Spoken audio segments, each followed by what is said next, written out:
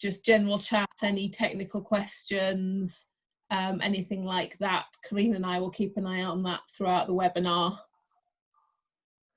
In which case, it's my very great pleasure to welcome Professor Andy Beale from UCL in Finland to talk about studying catalytic materials.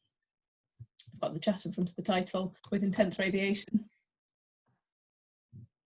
Thank you, Josie, and indeed good afternoon to everybody, wherever you are in the world. It's a real pleasure to be able to present on this second of the Catalysis Hub seminar series. Today I'm going to be talking about studying catalytic materials with intense radiation sources. And for some of you who are perhaps already familiar with some of our work, don't worry, it's not going to be populated with just the work we've done. What I decided was, when asked to give this seminar or webinar, was to pick out, what I decided was to do, would be good to do, would be to pick out what I thought might be some interesting highlights, trying to illustrate the benefits and the power, let's say, of particularly synchrotron radiation for understanding catalyst evolution, particularly active site and the activation phenomena. So without further ado, I'll show you a video. Now, this video is the first ever motion picture recorded, and it sets the scene very well today, because not only was this the birth, let's say, of the film industry, but I think also fair to say the birth of a new way of thinking about catalysis. So, I mean, it was not that, you know, in 1878 people were thinking about studying catalysts this way, but I think what you can see from this image is the value of studying something as it happened. In this particular case, the motivation behind this study was to answer the question whether a galloping horse actually had, at some point, all 4 feet off the ground. And for those of you who perhaps didn't quite see this the first time around, if I replay the video, you could see there and repeatedly that, in fact, on a ground. So there was a good motivation for trying to do something in a time-resolved situ way, rigged so that you could record going past 12 cameras to capture this type of image. And as I said, you know, it sets the scene well for the studies that I'm going to focus on this afternoon. So I think just to illustrate again the benefits of doing things in situ, it's fairly common, of course, for people to go and do a study of materials in the lab using characterization techniques and trying to perhaps understand what's happening at each stage, let's say, of applying a catalyst. And of course, we can learn a lot from this, but the big problem is, as we see in this diagram here, that actually it's quite difficult to understand the key point. So as you can see from my laser pointer here, really what we're interested in is how you go, or why this catalyst here after activation effectively stops working. So we can, of course, do a spectroscopic interrogation before and after, but actually the key detail is missing about what's happening in between. And a good analogy, of course, is that if you look at a photograph of a child and look at a photograph of an adult not long before they die, you know, how could you actually understand the full life of that person just by looking at those 2 photographs? So hopefully those first 2 slides give you a strong motivation, or a strong background at least, for where the rest of this webinar will go in terms of what it focuses on. So the studies that I've picked out focus on the application of in situ and operando interrogation of. So operando is a term that is perhaps more common now, although it's a term that has been around for at least 20 years. It's typically used to describe a catalytic system, or operando reaction is a reaction.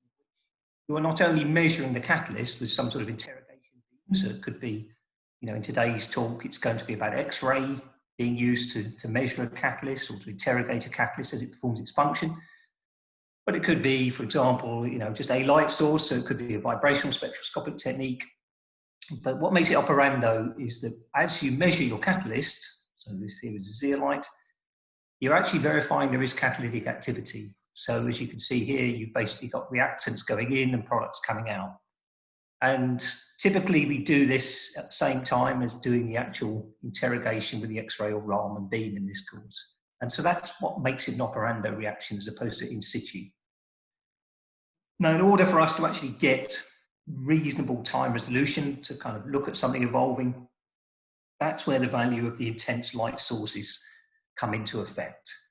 So I'm sure for a number of you anyway, you're familiar with the application of intense light sources for this type of interaction or this type of interrogation of samples. But I'm really going to focus a little bit today on how broad this is and how valuable this is in obtaining a better understanding of structure-activity relationship.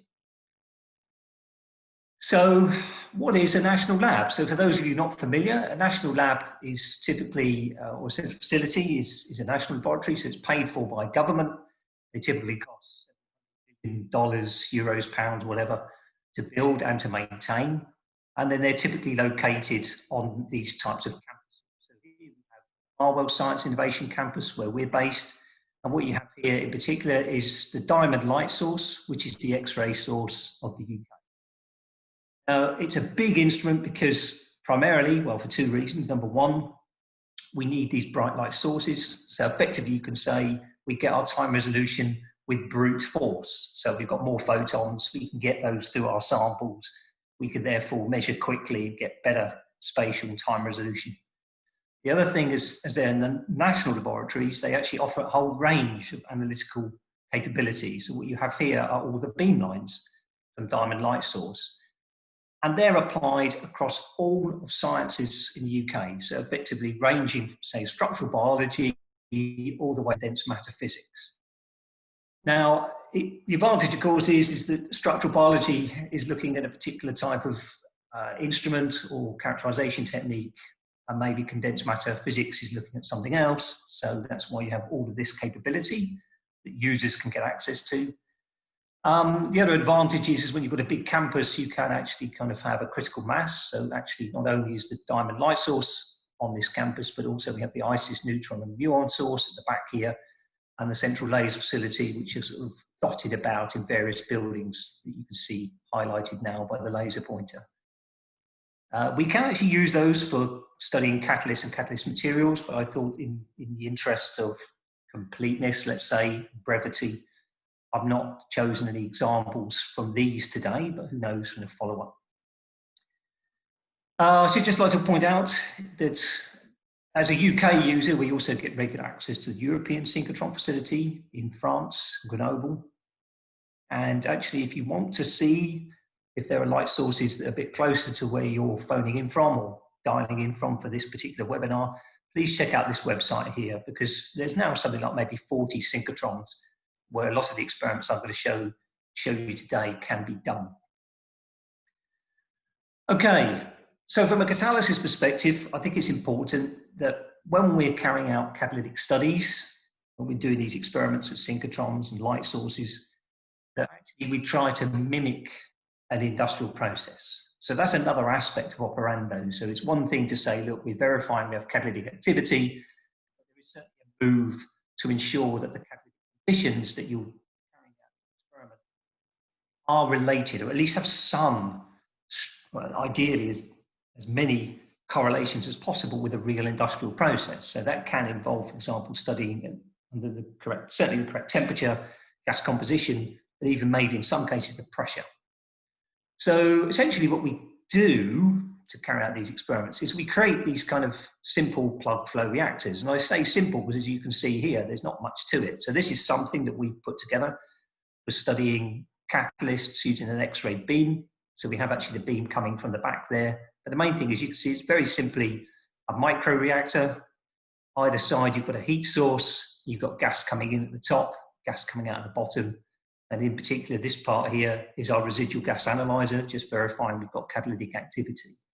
Now we can effectively ensure that we kind of meet at least plug flow conditions, and ensuring that effectively we're trying to mimic as close as possible with the real reactors and get better gas flow control, ensuring that effectively we've got the right type of particle size to ensure space velocities are also relevant.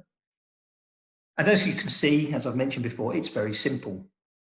So it means it's something you can construct quite easily in your own lab, but actually a lot of the synchrotrons nowadays even offer this as capability. So you don't need to build your own, you can just turn up with a sample. So I sort of thought, okay, for people who are perhaps less familiar with the use of X-ray techniques for characterizing materials, I thought I'd come up with this decision tree. I do apologize in advance for anybody who's got a background using X-ray techniques to characterize materials. Sometimes it's difficult to sort of come up with something like this that may be meaningful, because there'll always be some exceptions. But I thought, okay, it captures at least the essence of what you might need to think about when it comes to considering a technique for studying your materials. So I thought, okay, this decision tree has got 3 provisos before you start going into it. So basically, the decision tree allows you to consider what technique you might be able to use for studying metals or metal oxide on powders and pellets and surfaces, and particularly using hard X-rays. Now, the definition of hard X-ray is quite open-ended, but generally it's an incident energy beam that's somewhere above 2.5 kilo electron volts. So a lot of the data that I'm going to show you today, it's all interrogated with energies above that. And then, you know, effectively, if you're starting to consider from the beginning of the decision tree what you might want to measure or what you're interested in interrogating with your sample, the primary criteria is that actually that the metal you're interested in, the component that's normally the active component, needs to have a Z number greater than 20, so heavier than calcium, to be generally amenable. And then you could just follow your tree through until you get to essentially whether you're mainly better off looking at spectroscopic techniques or whether or not you're better off using scattering techniques. So there's a compositional component in there, there's a dispersion component in there, and then there's actually the information that you can extract. So these are not hard and fast, right? So essentially, sorry, this has gone back the wrong way. So the key thing is here, there's nothing to stop you from using an X-ray spectroscopic technique on the sample, where the active loading, so if you follow my kind of the line here saying, yes, you know, you've got an active loading of 4%, not well dispersed. That doesn't mean you can't use spectroscopy, but you should just be slightly aware that in the end, you may not be measuring the components doing the work. So there is this problem in catalysis. Sometimes if you have a lot of species not doing anything, they're called spectators. And it might be those species that are more prevalent. And in the end, that might be what you end up measuring rather than what you're interested in, which is the active part. The other thing is that it is possible to work at very, very, very low loadings. And if you use grazing incidence techniques, so in fact, here when I talk about dispersion, I mean 3-dimensional distribution over a volume. But in fact, if you use a surface, then you're only interested in 2-dimensional distribution. You use both scattering and spectroscopic techniques. And that's why you have this kind of delineation here when you use what's called grazing incidence. So I'll give some examples of that later. It generally means that depending on the nature of your sample, spectroscopic and scattering methods can be employed. But generally, if you have something with quite high loadings, diffraction scattering become a bit more amenable than, say, spectroscopy. But you know, there are many caveats to this. So I thought I'd push on with some good exemplars, and I thought a good place to start today is a publication in Science. This is a great example for a lot of people working in catalysis for 2 reasons. Number one, probably not uncommon for people if they've optimized the catalyst, especially right nowadays, of an appreciation, let's say, of a single atom or single ion catalysis, which means moving away from nanoparticles and clusters towards really optimizing the number of species that can do catalysis. So in this particular example, looking at a gold on carbon catalyst, which has been treated with aqua regia to improve the dispersion. And there's been interest in this catalyst as a replacement for mercury-based catalysts for hydrochlorination of ethylene. So this is potentially a very big development as far as this industrial process is concerned, but this is the kind of problem you have is how do you characterize the nature of the active species. If you look at the Pareto diffraction data from this sample, there's really nothing there. So these indexing lines are for the metallic gold phase. Clearly there's nothing there. And this is your electron microscopy, high resolution, and you can see just about some pale white dots. And that's obviously these highly dispersed gold species. But as I said, you know, this is where spectroscopy has a real benefit when you have high dispersion like this. So in this study, the authors used both X-ray absorption near-edge spectroscopy and what's known as XAFS, which is extended absorption fine structure. Those of you not so familiar with this particular techniques, Zane's is broadly used as a fingerprint technique. And when you look at the intensity of these components here and the oscillations here, you can tell something about the local structure. So in this case here, this part here, this peak here, this black peak, is telling you that the gold in this particular species to start off with is oxidic, is not metallic. So we have a reference foil here, a red line, telling you what a local structure looks like when it's metallic. And the same here in the XAFS, which is really looking at the near neighbor distribution now. It's a radial distribution function of what's coordinating around that gold. And again, you can see that this is your gold component in that Fourier transform of the near neighbor distances. You can see it's quite clearly different to what we have in the starting material. So we have clearly an oxidic gold species to start with. But what they wanted to do in this study is to see what happens when you start carrying out the reaction. What state does the gold effectively adopt in order to become active? The time resolved Zanes was performed. Effectively, it was, I noticed somebody's raised their hand. I don't know if it's really important. Is it because somebody can't understand something? Or?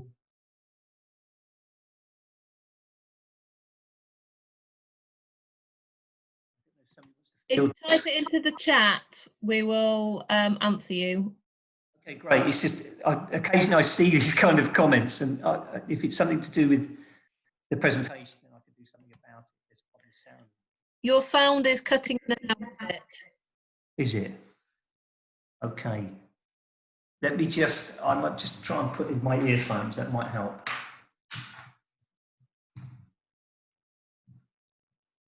Apologies for this.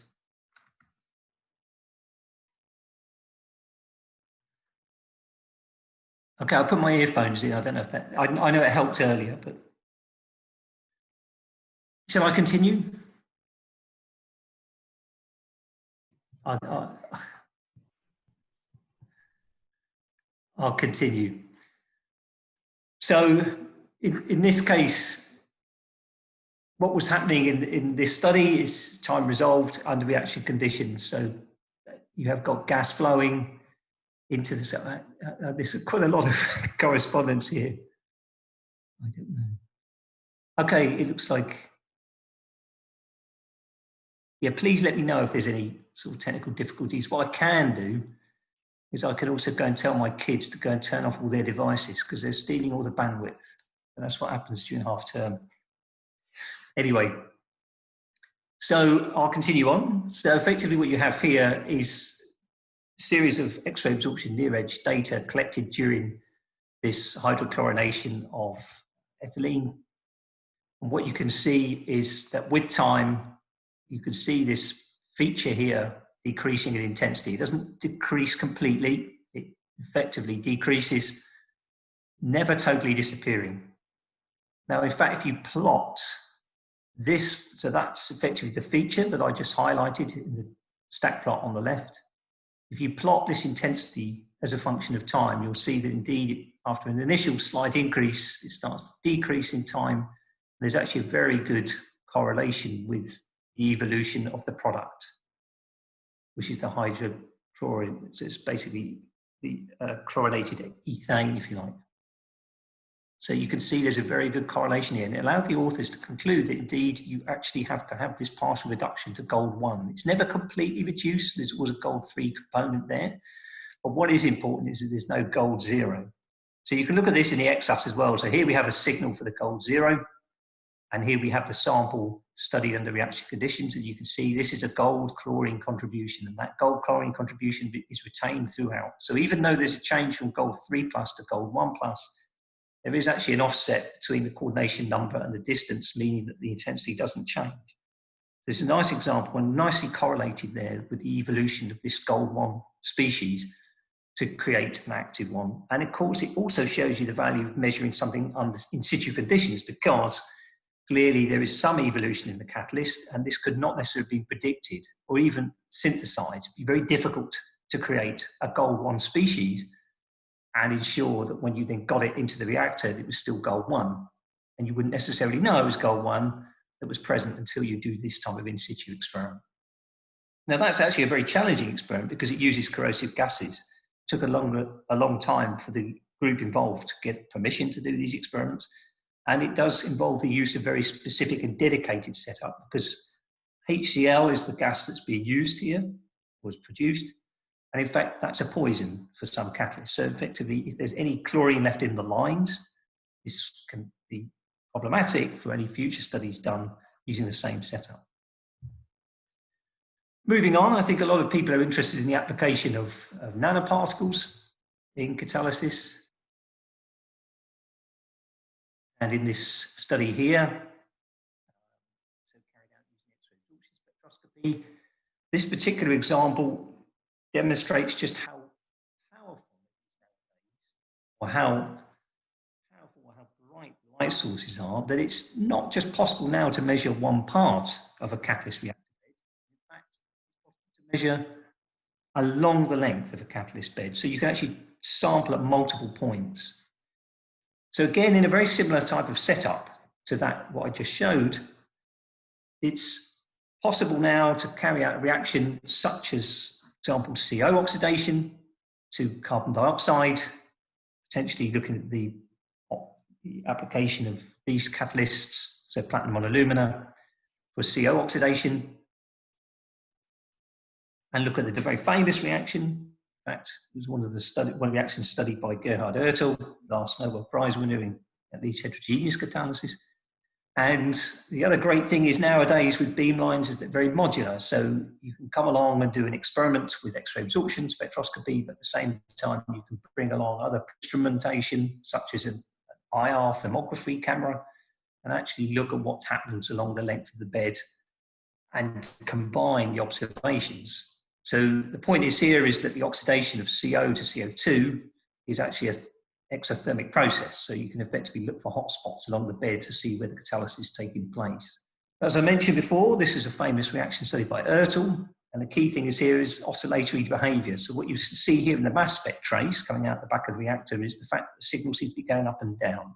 And what the authors wanted to do here was to correlate the position along the bed with a change in the X-ray absorption near edge and also in the X-AFS local structure. So you can see here that with time and place in the bed, you can see there's an intensity change, which could be related to the extent of oxidation of platinum.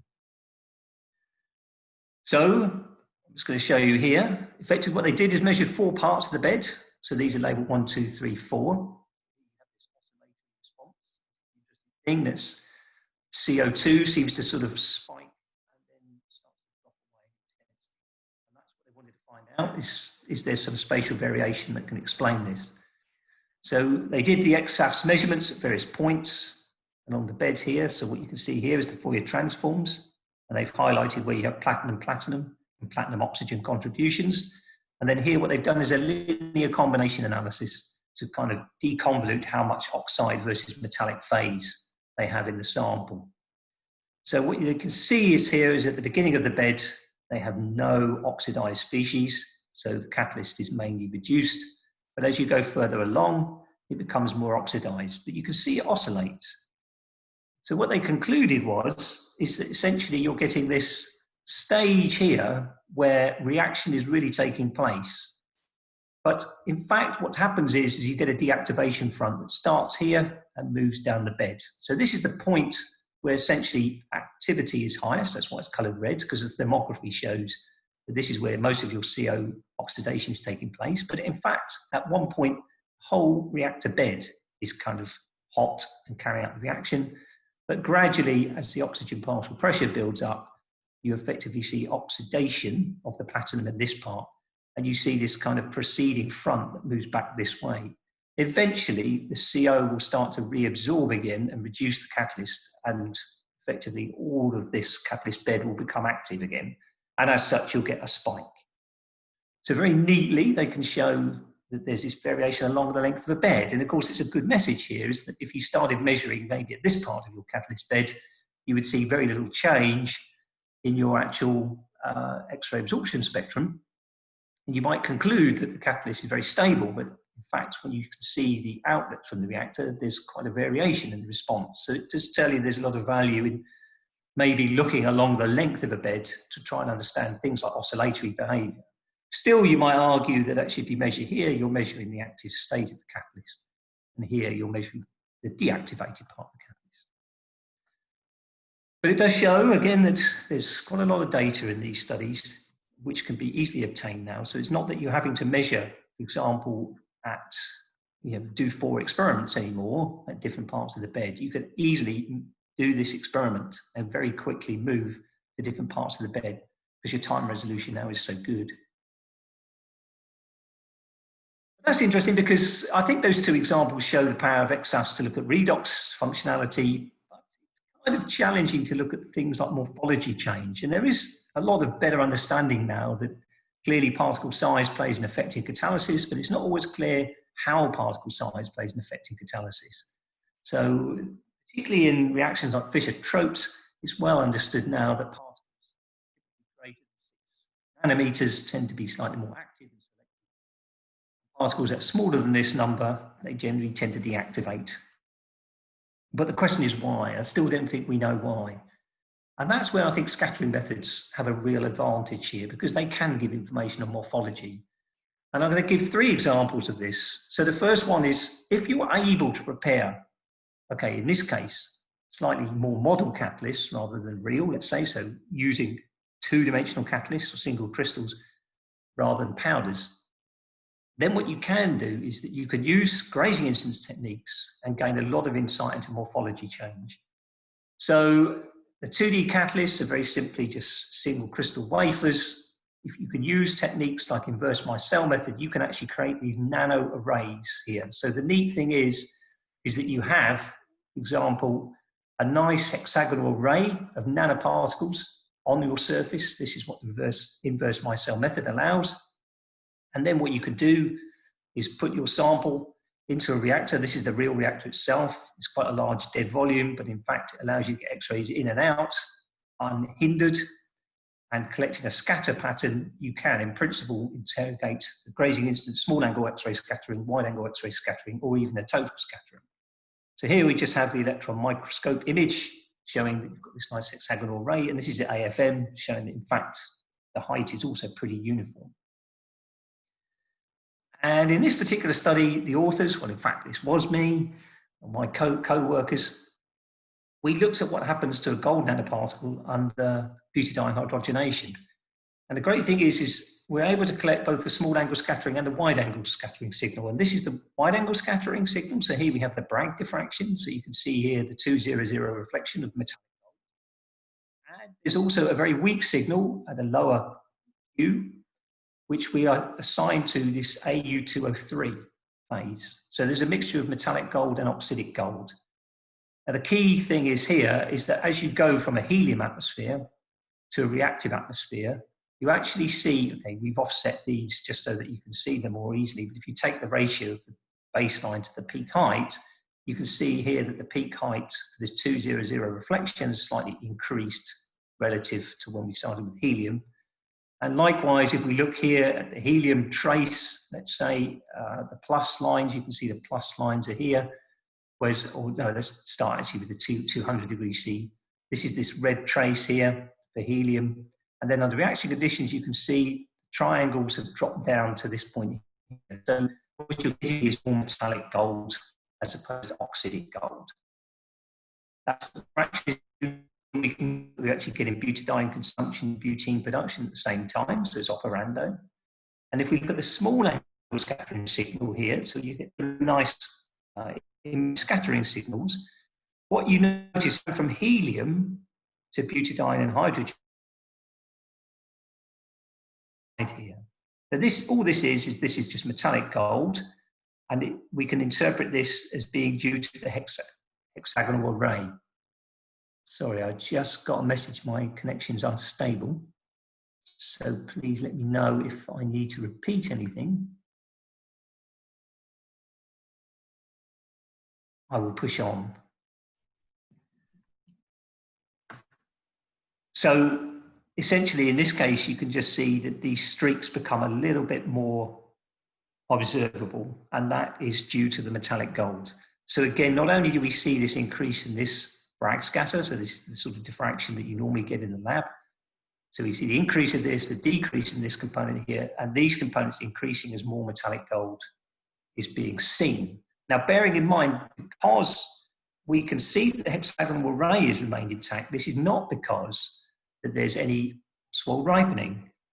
So there's no sintering, it's not Ostwald ripening. We can clearly see that the only species we have in our sample are really these nanoparticles. So we conclude that in fact, that what's happening is that you have actually a strong metal oxide interface under helium or below reaction temperatures. But when you start actually doing reaction, the atmosphere becomes very reducing, and therefore you're actually getting less connection with the interface. So you're actually seeing that the oxide interface gets smaller and the nanoparticle changes shape. So in fact, what we reckon is that the height change is something like almost doubling in height. So you have something that's probably hemispherical, you're going to something that's a bit more like this oval, semi-oval shaped. And clearly that's giving you a lot more reactivity or a lot more surface area for reaction. Another example is that you don't have to look at the Bragg scatter.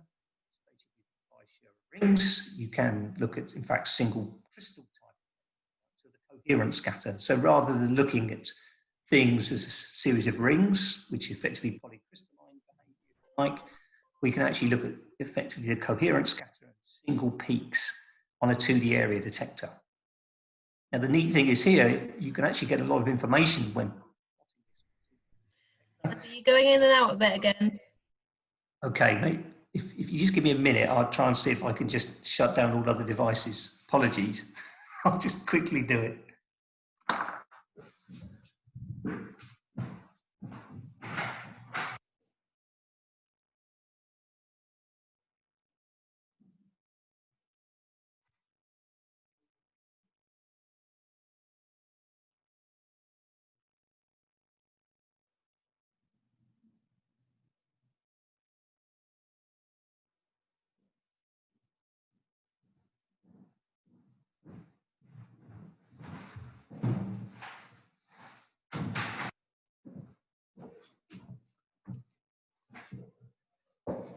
Hopefully be better now. I guess this is the kind of fun of doing these things in the current situation.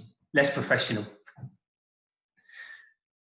So in this particular study, the neat thing is here is again using some advanced sample prep, it's possible to kind of create a series on one sample holder, if you like. Again, it's a 2D crystal.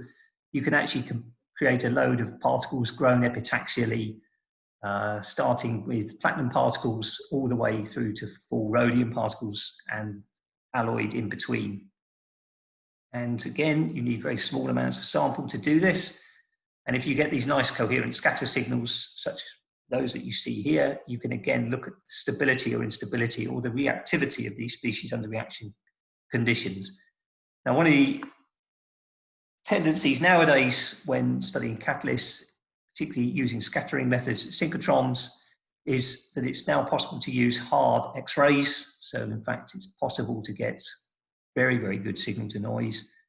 You actually also can use reactors that are quite dense, they're made of quite dense material. So it's possible even to do things at high pressures because the X-ray energy is so penetrating.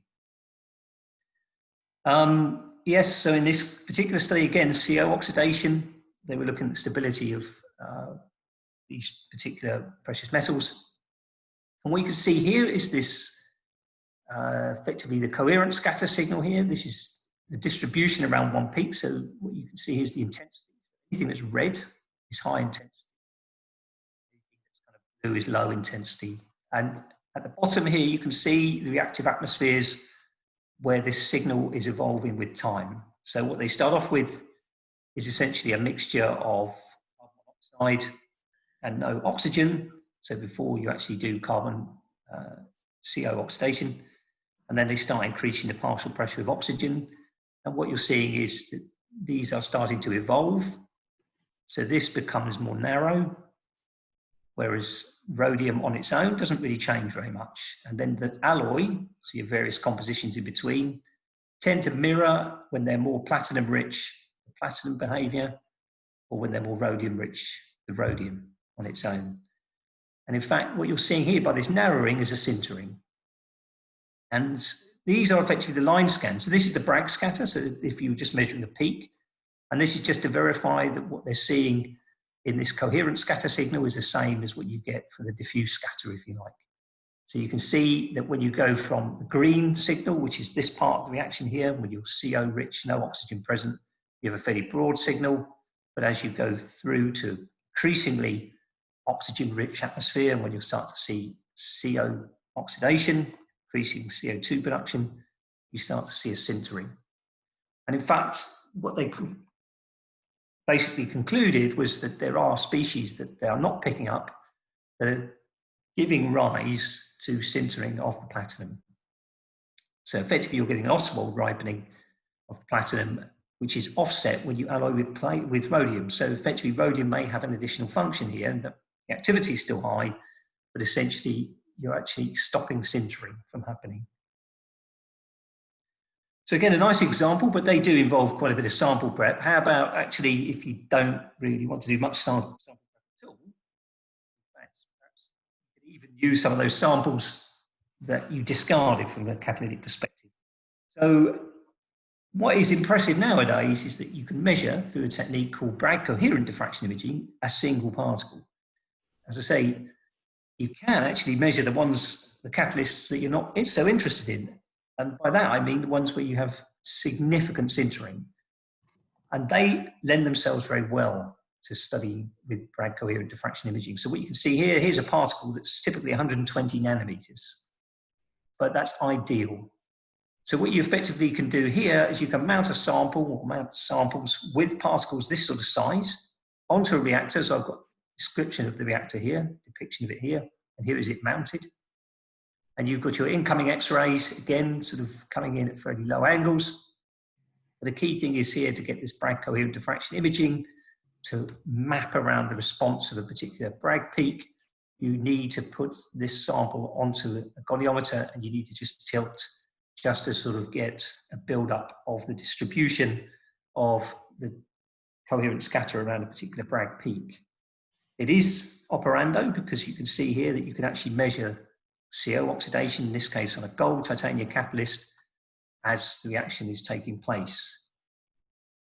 So this is effectively your sample. This is the signal that you're collecting. So they're measuring effectively the 111 peak, and then you can use an iterative phase retrieval algorithm to actually build up a truncated octahedron of the nanoparticles. So effectively, this is what it looks like from this data set, 1 and 100 facets from the top sample. You've cut out, Andy. Again? Yeah, Tim Hyde suggests turning off your video. Okay. Sorry.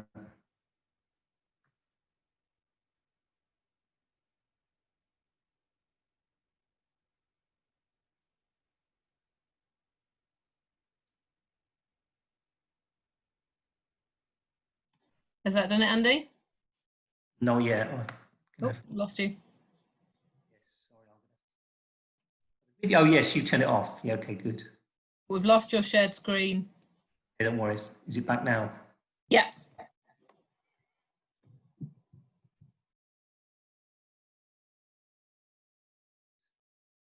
So essentially, this is the depiction now of the nanoparticle.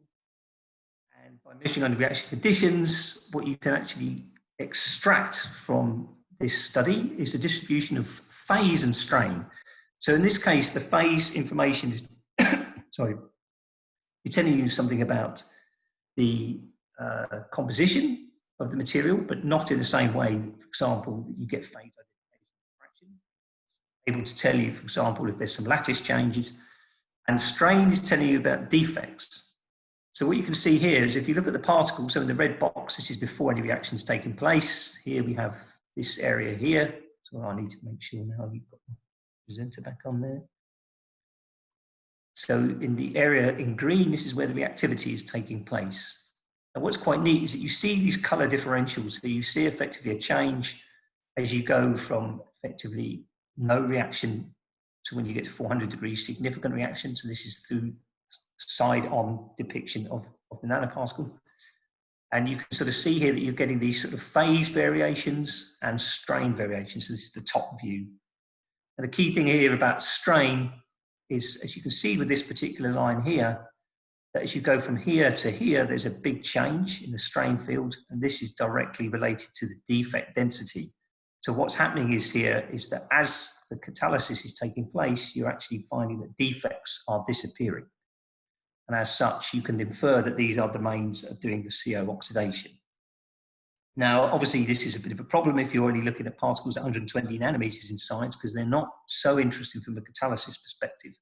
However, with smaller beams and brighter sources that have been developed at synchrotrons, this is obviously going to become less of a problem. So the particles will be able to get smaller, and we'll be able to get this information on single particles and even a range of particles. And even a possibility exists that, in fact, you can combine the more standard sort of diffraction imaging with, for example, this Bragg coherent diffraction imaging, just so that you can also use that information to get information on the real phase, so crystalline phase evolution, so different structures. So finally, I think what we've sort of seen is that the techniques that you can use at synchrotron beamlines, be they X-ray absorption or scattering beamlines, are very good at giving you insight into materials. It's been a long-standing challenge, I think, of trying to improve our knowledge and understanding of catalysts, how they perform by studying them under realistic conditions. So this has been well documented in terms of trying to bridge what's known as the materials gap and the pressure gap. So in other words, we should be studying real type of catalysts and under relevant conditions. But there's another aspect that I'd like to finish on, really, and that is this issue of what we call the dimensionality. By that I mean that real catalysts, such as those that are in industrial reactors, have three-dimensional shapes. And now the question is, can we really understand the distribution of species in those types of sample? And the answer is yes, but that's where we need to use imaging methods. So in a way, some of the examples that I've just shown you with conventional spectroscopy and scattering are now being combined with tomography. I'll start off with something probably where it really all started. It's effectively the first exemplars of chemical imaging, this time using spectroscopy, using nano beams. So essentially, nanoscopy allows you to look at very small particles. So in this case, we're looking at particles of the order of a few microns in size with a nano beam. So you're actually getting spatial points, let's say, on this particular three-dimensional image of the order of, say, 50 nanometers in size. And by scanning over the various edges of the elements present in there, you can effectively pick out the distribution. So what you can see here is that titania is seemingly mostly on the outside of this particle, and cobalt is mostly on the inside. So it's a very, very powerful technique.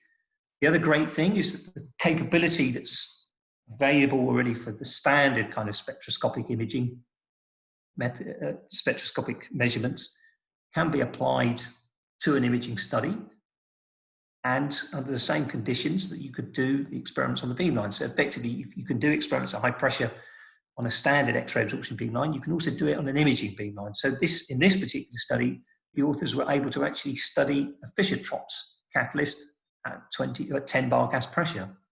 So essentially what you can see here is that as you start off at the beginning, before you've actually started activating your Fischer-Tropsch catalyst, you can pick out the distribution of the CO304 precursor.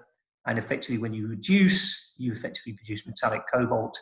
And even when you do Fischer-Tropsch, which is C in this diagram here, you can still see the metallic cobalt. So you can see that under these reaction conditions, you can get very good information on the nature of the active species. But a key thing now, of course, is that it's actually spatially resolved. So if there's any variation in gradient across a particle, you can pick this out. I want to focus a bit more on a lot of the stuff that we've been doing over the last 10 years, which is similar variation of this, but looking again at scattering data rather than the spectroscopic data. So one of the disadvantages of the spectroscopic data is the fact that you need to collect a spectrum. So that means doing multiple images at multiple energies. So it's time consuming. The diffraction, of course, if you have an area detector, you can essentially collect and then look at the distribution of the elements or components and create a map that way. So essentially, we're used to doing experiments in a time-resolved manner on a beamline and just looking at some evolution with time. But now by using the tomographic approach, we can look at the distribution of the components and build up maps that I have shown here. So essentially, each of those Bragg peaks in the one-dimensional pattern that you see here that we're used to looking at on the lab instrument, for example, can now be reconstructed into these two-dimensional distributions here. So how do we do that? So essentially, the technique that I'm going to demonstrate is known as X-ray diffraction. It's a transmission type experiment. We use an area detector to collect a diffraction pattern, and that you can see integrated here. Looks like the one-dimensional data set we're used to interrogating. As you'd expect from diffraction, it's mainly looking at crystalline material. We can get to very high spatial resolutions now using very small beams. And a good advantage of using a synchrotron is that this is very, very fast. So again, for the same reason, we're able to interrogate within a range of sample environments. We have this very hard X-ray and very bright X-ray source. It means we also don't need to collect data for very long to get a good signal. So for example, this sort of diffraction pattern is typically collected in a matter of milliseconds. This is not only just because we have a bright source and a hard X-ray source, very hard X-ray source, but also very, very good detectors. So effectively, you get very, very good data quality in very, very fast timeframes. We're not limited to collecting diffraction. So in fact, if you have an incident beam, you just decide if you want to collect, for example, 90 degrees, you can collect an XRF image. If you want, you can collect out to higher Q, so higher 2 theta range to collect a diffraction signal. And there's nothing to stop you effectively scanning over the edge and collecting an X-AS image. It's pretty much the same way as what you would do in the previous example. This is what the data set looks like, and it illustrates how you do the measurement. So what you're doing effectively is putting a sample, and what you can see maybe just about is there is this black line scanning across the sample. And as you can see, at each point we're collecting a diffraction pattern, so we can look at this diffraction pattern and build up a series of images. So what we do is we keep scanning across, and every time we adjust diffraction until we cover a 180-degree angle. And once we do that, we get what's called a sinogram. So these are the positions and all of the angles, a position across the sample and all of the angles that can then be reconstructed into this. A key thing, as you can see here from the diffraction pattern, is that we can now build up a distribution of all the components that are in there. We're just looking at, for example, the absorption. We are looking at, for example, a signal that's built up of all the components in that image. So that, of course, could be a particular phase, diffraction sensitive phase. This is what a sample really looks like as it's mounted on the actual beamline. So you can see here that it's mounted either side of a heat gun on a stage that allows rotation. So I'm going to give you some very brief examples of showing how we've used this for a particular project to look at basically methane. So it's basically turning methane into C2 products and looking at membrane reactors. So this is a membrane here, it's dense perovskite type material, which allows oxygen in and out of the material. It's providing a supply of oxygen that's controlled. So if we just mix methane and oxygen together at high temperatures, you're going to get a lot of combustion. Whereas if you use this membrane reactor, you can effectively control the oxygen supply. It's just to verify that we're really under operando conditions. So we have gas coming out. We have a mass. We're able to look at the product distribution with time and verify that indeed we're getting situ products out. This is the advantage, I think, of this sort of approach, is that we can identify all of these crystalline phases as we heat the sample up to 800 degrees C. That's the sort of reaction temperature that we need to use, mainly to get oxygen transport through the membrane. But also, of course, this is to start with, it's an endothermic process. And as you can see with time, you can start to see that these various phases of silica, so we have cristobalite and tridymite and quartz, evolve with time, as do manganese phases and sodium tungstate phases. But what you notice in particular is that the manganese phase under reaction conditions starts to disappear, as does the sodium tungstate, but most problematically is that you get a lot of this distribution of manganese tungstate towards the edge of our reactor. Now you can just about see here, this is where our membrane is, our membrane reactor. And effectively you can see that this buildup of the manganese tungstate, or the tungstate phase in particular, is building up around the edge. We can just verify this with SEM. The main thing to show again is the tungstate at the edge, but actually there's forming a reaction.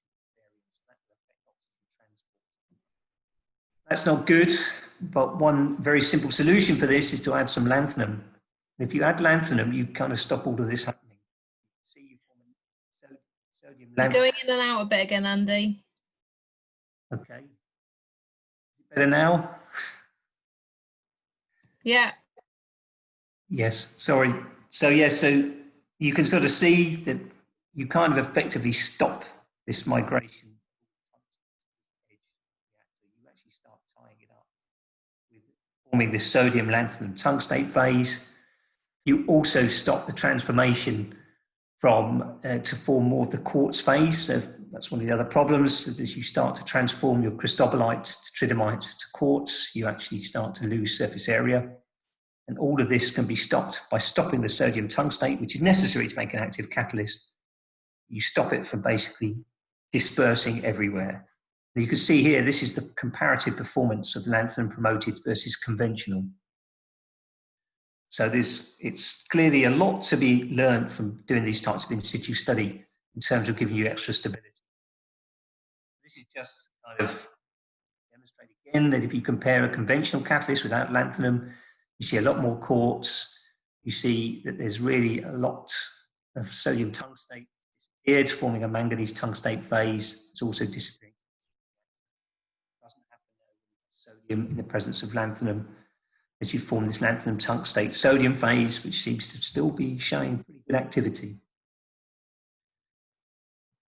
So one of the things that, just to finally illustrate here, is that with the improved brightness, and of course, so lots of synchrotrons are undergoing upgrades now, so they'll have even more photons.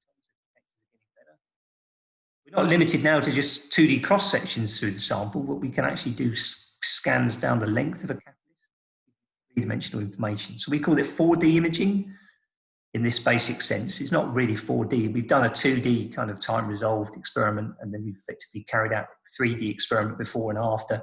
And you can see all the distribution of these species, and you can resolve them in individual grains. But it is possible to measure so quickly now, we've even been able to do what we call 5-dimensional imaging. So we're actually doing an experiment, so effectively measuring in 3-dimensional space as a function of time, where each pixel in our image is really giving you phase information, so this chemical information. So that's our 5th dimension. 1-dimensional diffraction data that you can interrogate. And now we can effectively measure and look at the distribution of species before and during reactions. So this is our 5D imaging. So it's neat there that we're able to effectively collect something like 1 million diffraction patterns in 1 hour in order to get that sort of level of insight. So that really sort of brings me to the end of this kind of fairly interrupted seminar, a webinar. And I'd just like to kind of finish off with just a couple of pointers really. Number one, that yes, I think it's actually very tractable now for people to walk up to a synchrotron, if you like, and do these types of experiments. Where I think you're finding a bit of a stumbling block at the moment is that the time resolution that you can get allows you to interrogate to a high degree a chemical reaction or catalytic process, but actually you come back with a large volume of data. So what do you do with that data? How do you use it? So firstly, you're going to need access to hardware to allow you to process it. And also, I think what you can see now is that there are developments which mean that we're able to look at all of this data now. So what is typical is that you might collect 1,000 diffraction patterns or 1,000 spectra, maybe only look at a few of them, the ones that change at the right time, let's say.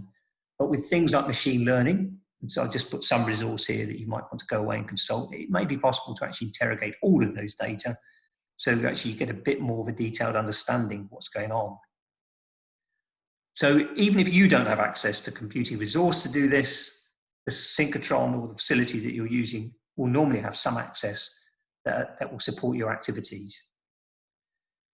And from a conclusion perspective, well, I've just really said one of those. I hope to convince you today that there's lots of opportunities out there to carry out experiments. You should not be afraid of doing them because the outcome is not predictable. Sometimes we see stuff we didn't expect, we didn't predict. So that's basically almost a guarantee that you're going to go and see something you didn't expect. Synchrotrons are better now at what we call on-the-fly data screening. So if you are collecting 1,000 spectra or patterns, whatever, it is possible to look at those in real time, just so that you know that you're seeing something happening, because that's the worst case scenario when you get home and find nothing changed because there was a problem with the gas switching or whatever. Sample preparation is key, of course. So as you can see, depending on which type of interrogation you want to do, you might need to do three-dimensional sample prep. You can sometimes just use a powder, but sometimes you may need to use two-dimensional samples for such a, depending on what you want to find out, really. And also, this is not really something that you get engaged with on a very short-term basis. It's not really, so like an infrared spectrum in a lab really is something you may as well do it because it's so straightforward. But I think with doing X-ray techniques, it's an investment of time if you want to get the most out of it. So I think I'm a little bit overrunning. I plead on the grounds of technicality and technical failings, but that's all I had to say for now. And if anybody's got any questions, I'm happy to take them. Thanks, Andy, for a really interesting talk. We can't raise a round of applause because everyone's muted, but thank you very much for such talk. We've already got questions coming in, so I will start reading them out. The first question is about the characterization of transition metals which have varied oxidation states. I'm assuming this is in the XFs, because it came in before you started talking about the tomography. So which question is that? I can't see it. Is that the first one by Salah?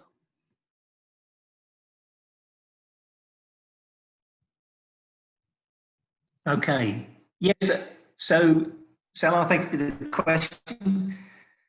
So in that sense, X-ray absorption spectroscopy is ideal because the oxidation states generally tend to have very distinctive features, depending, well, particularly elements with a large range of oxidation state, like vanadium, very, very clear to see differences in the vanadium species there, and chromium as well. I think that there are quite a few studies out there that have shown that. So yes, I think that's one good thing about spectroscopy is that it's very good at distinguishing between oxidation states. Perhaps where the spectroscopy struggle a bit, and maybe where XPS is perhaps a bit more amenable, is when you've got a range of oxidation states. I mean, it is possible to use sort of principal component analysis. You have to know what's there, whereas I think with XPS, you may have a better chance of looking at really highly complicated systems with multiple oxidation states. So I think spectroscopy is generally much better than, say, diffraction. So Ian Robinson has a question. Is the Samurai picture of faceted crystals coupling to reaction rates still accepted? Yeah, that's a good question, Ian. Actually, I would say it depends on the reaction. So certainly, it's interesting for things like methane oxidation, where people have been able to engineer catalysts for that reaction. There's some evidence that both faceted crystals and small crystals that have a strong interaction with the support show activity. So it really does depend on the reaction. So indeed, some faceted crystals are important. Some reactions, and it might be in reactions like Fischer-Tropsch that you need two types of facets. So ones that activate hydrogen and one that activates CO. And at the interface between the facets, that there can be, that's necessary for getting a particularly active catalyst. But for other reactions, it's perhaps less clear. And I think what's also interesting is that people are spending a lot of time and effort now to really make the particles very small. So they're not really nanoparticles anymore. So they certainly don't have high index phases. Maybe low index phases probably aren't really particularly prevalent. And so I guess in those instances, we're starting to see that indeed faceting is not necessary at all. So I hope that's kind of answered it. It's very much reaction dependent, I think. Okay. So Dimitri has a question. What is the current state of the art for beam studies of catalysts in a condensed environment? How detailed might the Operando study of catalytic species in solvent using synchrotron? Yeah, very good question, Dimitri. I think we want more people to do these types of experiments. I think they tend to be more challenging just because, well, trying to deal with liquids is much more difficult than trying to deal with gases. And there is this issue that the incident X-ray beam can sometimes be a problem in that it can cause basically the solvent to decompose. But there are studies out there. There's certainly studies that have been carried out with a range, mainly spectroscopic techniques, look at homogeneous catalysts, because I suppose they're not going to scatter particularly well. And you can indeed mechanistic study. I guess the main mechanistic information, I guess the main challenge is indeed that you just have to be wary of the influence of the beam on the stability of your system. And I guess there's less demand for it. So if you're interested in doing that sort of thing, you probably, some facilities it's possible to just turn up with a sample and do these experiments. But for a lot of them, if there's a particular type of experiment you want to do, you probably have to think about having your own infrastructure. Okay, hope that answers that question. Annabelle has a question about the penetration depth and spatial resolution of XF, SAX, WAX, and PDF. Could you map metal atom migration? And what are the regular pressure conditions? Yeah, just in principle, Annabelle, I think experiments have been sort of done with nano beams for those techniques at some point. I mean, by nano, it depends a bit on of those techniques that you mentioned as to how nano the beam is, because it matters a bit for things like SAX and WAX, because you start getting more coherent scattering rather than Bragg scatter. So on that basis, spectroscopy and PDF probably a bit easier to do with very small beams. Yeah, I think you could map metal atom migration. I suppose it depends on, just how much metal is there and your sensitivity and which type of metal you're looking for. So it's a very roundabout way of saying it may well be possible. Doing this at pressure, again, it sort of depends on, I think if you're doing scattering, the advantage there is that you can use very hard X-rays. So I guess it should be possible to do these experiments at high pressure. So if you want to do it 20 bar gas pressure, not really a problem. But I guess if you're doing spectroscopy, then there will be some limitations there. Okay. Michelle had a question about the profile of people using the facilities at Harwell. Is it mostly academic groups or are there industrial companies too? And do the companies use facilities to only work on RD, or would they use them to troubleshoot catalysts? This is sort of as who's using them in reality? Yeah, I mean, I think there's a lot of academic use, but I think what's happening is there's a lot of interest in using these capabilities in companies now. So you are seeing more and more engagement with industry. Even, you know, certainly companies like Johnson Matthey are using these facilities. Infinium, you know, BASF, they're all using these facilities to understand what makes a good catalyst or what makes a poor catalyst. And they're using as much of the synchrotron capability as possible, depending on the question they have. So, certainly it seems as though, I think what's critical is that now a lot of the people who work in these companies actually use the facilities during their PhDs. So they've actually learned how best to use them and what you can get from using them.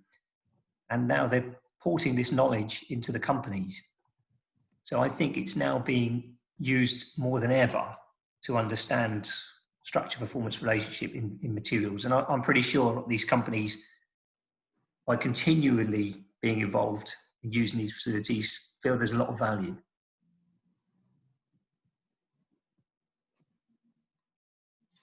Yordi has asked, is there quicker accessibility to beamlines through collaboration with the Catalysis Hub, i.e. when projects to study or development of catalysts involved? Which is possibly one for me. Well, you can answer if you want. So the Catalysis Hub with Diamond have a block allocation group for B18 XAFs. So we have a call for proposals for that when beamlines are running. That people can apply to, and we get time every 6 months, and we share that out across the community based on things like the science involved. If you go to our website, the information on that is there. There isn't a call open at the moment. Other than that, the best place to go to is to talk to the Diamond and Beamline scientists, especially about these sort of complicated experiments. Andy, do you have anything to add to that? No, I think that's about right, Josie. I think that certainly there are lots of people using these facilities, academic users, who I think would also be quite happy to provide any initial feedback if there's something you wanted to try. But I think, as Josie said, certainly through the Cat Hub, that there is this mechanism, but Diamond Light Source also, the people working on the beamlines have a very good idea of what they can do and how they can help. So Boland, sorry about that. Is there any successful heterogeneous catalyst case that the catalytic performance is significantly influenced by a change of bond length or coordination numbers revealed by XAFs? Sorry about my talk. I keep getting dive bombed by a dragonfly, putting me off. Oh, yeah, that's an interesting question, because I think in this case, what we generally tended to see is how or what an active state looks like. So I think you could say there's probably quite a few studies that have shown that there is a change of the catalyst as the catalyst starts to move from a, let's say, an active state, let's say an activated state, into an active state. So, for example, you know, you might need to do a sort of a heat treatment of the catalyst before it's employed to do a catalytic reaction. And then it goes further at the early stages of reaction. So I think the first example I gave, where you're seeing chlorine starting to, or the oxidation state of the gold decrease, and actually you're seeing coordination number change as well. So that is certainly a change. There is a change there, a slight change in coordination number, as revealed there by XAFs. And I think that's probably where the real benefit of XAFs is when the number of species involved, or the active species, are not particularly big in size. If there's sort of a few atoms or cluster or very small nanoparticle, then, you know, sure, you can sort of see these changes occurring quite readily early on. There's also another study by colleagues that have sort of shown that for ammonia mitigation, let's say, from ammonia slip, palladium-based catalysts, they're able to mitigate ammonia, basically form a palladium nitride type species. So that was a recent publication in Nature Catalysis last year. So yes, I think there are certainly quite a few examples. Question is always, can we then use this information to design better catalysts? Not always so easy. Okay, I hope that answers your question, Roland. And Kashan, we'll take this as the last question because it's the last one that's come in. Oh, there's one more just if Andy's happy to keep going. Yes, no problem. Yeah. So some transition metals begin to sublimate at certain temperatures, so it has been hard to study the electronic environments. Can you explain if there's a spectroscopy technique that can be used to study in situ reaction mechanism? Thank you, Kashan. I'm not sure if that's two questions in one. So to my mind, yes, a problem with sublimation, and my sympathy there. We've worked quite a bit with molybdenum in the past, and if we want to do methane activation in the absence of oxygen, then, well, molybdenum doesn't like to hang around very long. So certainly that is challenging if you really want to understand it under real reaction conditions, and there's not really a lot you can do about it unless you can, this is really trying to play with the chemistry of it, really, I suppose, and trying to form a species that won't sublimate. But otherwise, I think if you're just looking for an in situ reaction mechanism, I think a lot of the examples, or practically all the examples I gave today, can be applied to study an in situ reaction mechanism. Obviously, from the catalyst perspective, because the X-rays tend to be focused on that. So ideally, you want to be able to link those with some sort of vibrational spectroscopy, just so you can correlate what's going on with the surface. So, people have been sort of combining infrared and X-ray techniques for a long time now to sort of correlate those two observations. And from that, it's then possible to get some insight into mechanism. One of the things I didn't mention was that there's also ways that you can interrogate. In fact, I did have one more slide, but it's mainly just for reference purposes. So I did put up a few extra references and included one exemplar of technique known as modulation excitation spectroscopy, which is a good way of trying to disentangle spectators and reactive species that seem to respond to a stimulus. So that might be another way that you can actually get insight into reaction mechanisms. Okay, and the final question, what are the limitations of using Operando specs for endothermic reactions like steam reforming of hydrocarbons and alcohols? Could in situ Operando studies be carried out at high temperature, 700 to 900 degrees? Simple answer is yes. The challenge is actually to try and get a stable temperature at those high temperatures. But yes, there are setups. In fact, the example I gave right at the end was performed at 800 degrees. So, well, right at the end, it was the oxidative coupling of methane study. These are all done at sort of 800 degrees. So that is possible. 900 is difficult, although there are reactors out there now for doing this. So that just the simple problem is that when you get to 900, your heat source, well, it's sometimes not easy to get a uniform heat source. So there'll be gradients to some extent, and those gradients can be quite big when you're outside the heated zone, but okay. You can still, I guess, measure at the point that you're most interested in the reactor setup. And it's not possible for every setup. So certainly a lot of these surface sensitive techniques, so the grazing incidence techniques and the coherent diffraction imaging, they will not necessarily have the setups to work at such high temperatures yet. But certainly the sort of X-ray absorption spectroscopy facilities, in situ diffraction, standard in situ diffraction and diffraction tomography, yes, you can go up to those sort of temperatures. Okay. Well, thank you very much, everyone, for joining us, and thank you, Andy, again for an excellent talk. I hope you'll all virtually thank Andy. Our next speaker should be Polly Arnold from Berkeley College in America, or Berkeley College. We're just finalising the date, and we will get that publicised as soon as we can, so you'll have the date and be able to register for that. So that's our June webinar, and we're putting a programme of webinars up on our website, so keep looking there. And I'd like to just thank Andy again. Thank you, Andy. A round of applause from Thank you one. very much. I hope everyone is joining me in spirit in that round of applause. We are getting thanks on the chat. Thank you, everybody. Thanks for tuning in. And I'll have words with my children later on about stealing all the bandwidth. Oh, it's just a few words we missed. I think we mostly Okay. Oh, that's good then. So I will draw this to close and end the webinar. I hope to see you next month at our next webinar. Thank you. Bye.